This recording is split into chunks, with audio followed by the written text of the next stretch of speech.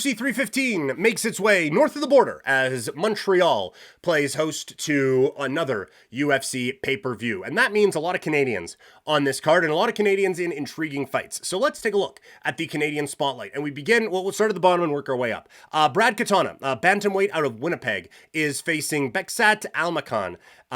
Apologies if I said that wrong. This one, we got a couple Canadian fighters on here who are really in some important fights for them career-wise. Maybe not necessarily title-wise, but career-wise. Katona has lost 2 of his last 3, looking for a win here from the bantamweight out of Winnipeg to kind of get things back on track for him a little bit. So this is an important fight. It looks like it's going to be the one that kind of is the curtain jerker coming up this weekend.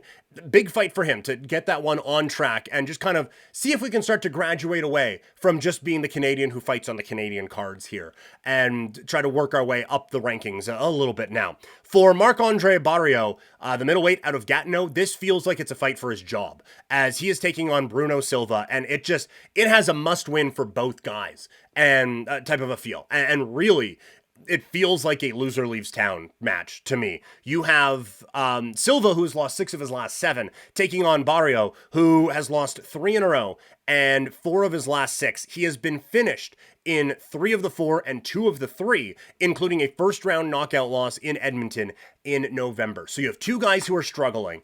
If you lose to another struggling guy, I just don't know how long your employment lasts in the Ultimate Fighting Championship. And while the UFC does like to load up on guys from certain regions so that when they go there, they can have the local guy there, there are other Canadians that they could find. So this is a massive fight for Barriault to try to kind of keep that UFC paycheck coming in.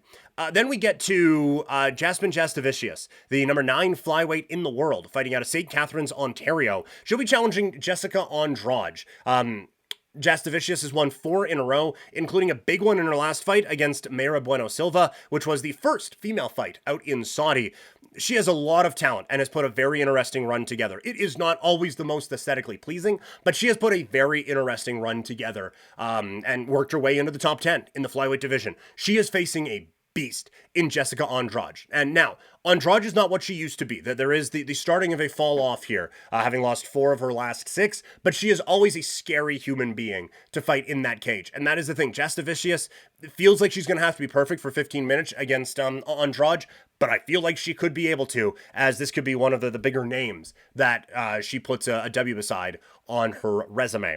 Mike Malott will be facing Charles Radtke. Brad Radtke is a former pitcher for the Minnesota Twins, and it's weird that my brain went there because I haven't thought about Brad Radtke in a really long time. But Charles Radtke will be taking on Mike Malott, who was born in Burlington, Ontario. Malott coming off of a very late loss to Neil Magny. Pretty good response when the Ultimate Fighting Championship was up north from here in Edmonton back in November as he beats Trevin Giles by decision. It was the first decision win of Malott's career.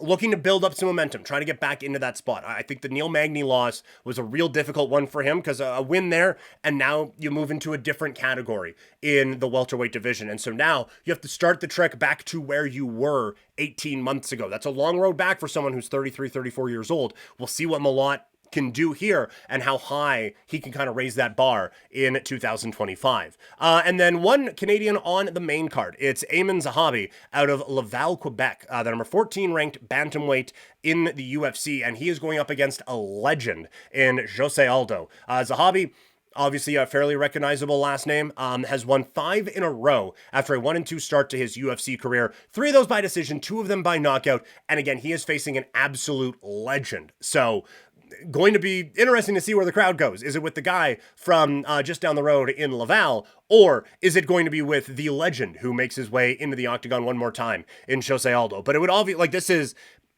while Aldo is not what he used to be, or even not a version of the thing that fell off from what he used to be, he is still a dangerous fighter, and he is still a very big name. So this is equal parts, I think, the toughest test for Zahabi, and also the easily biggest name of his career. And it is a chance now to work up into a conversation where now we're a couple fights away from being a fight away from a championship opportunity. So a very, very important fight for Aiemann Zahabi coming up as we get ready for UFC 315 this weekend.